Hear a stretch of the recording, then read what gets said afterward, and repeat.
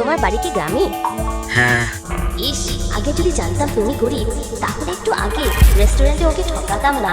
সে যে গরিবের ছেলে বোঝাই যায় না। এটা এটা এটা আর এটা সব এক প্লেট করে দাও। আগে একটু মজা করি ওকে নিয়ে। চাইলে বিলটা দুজনে ভাগাভাগি করে নিতে পারি। ঠিক আছে। আমি বিকাশে টাকা পাঠাচ্ছি। চললাম, বাই। তোদের দেখা সাক্ষাৎ কেমন হলো? ভালোই ছিল, মজাই পেয়েছি। হেই, কালকের দেখা সাক্ষাৎ কেমন হলো? প্রথমে তো ভাবছিলাম বড় লোক হবে, পরে দেখি গ্রামের ছেলে, কিন্তু মানুষটা খারাপ না। আবার আজ আমাকে বাইরে যেতে বলছে। ডিউটি শেষ হলে বলো, আমি এসে তোমাকে নিয়ে যাই। লাগবে না, এত দূর আসার দরকার নেই, টাকা নষ্ট হবে। আমি বাসেই আসছি। তুমি গাড়ি নিয়ে বাড়িতে চলে যাও, আমি বাসে করে যাব। কি হলো? এই রেস্টুরেন্টটা খুব দামি মনে হচ্ছে।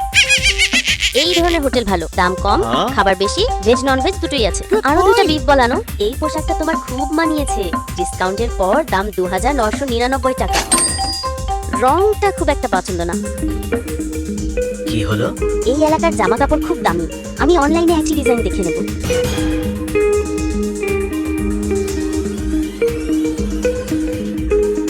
কত সুন্দর!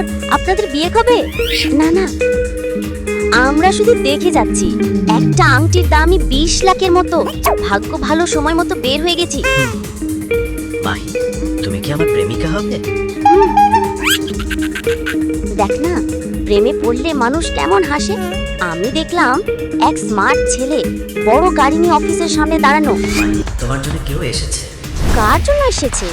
আরে, এটাই নাকি তোমার বয়ফ্রেন্ড? তুমি তো বলেছিলে ও গরিবের ঘরের ছেলে।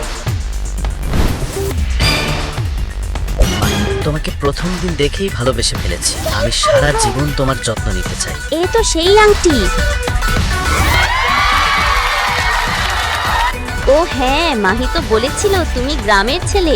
তোমার বাড়ি কোন গ্রামে? গাজীপুর লতিফপুরের চৌধুরী পরিবারের ছেলে আমি। কি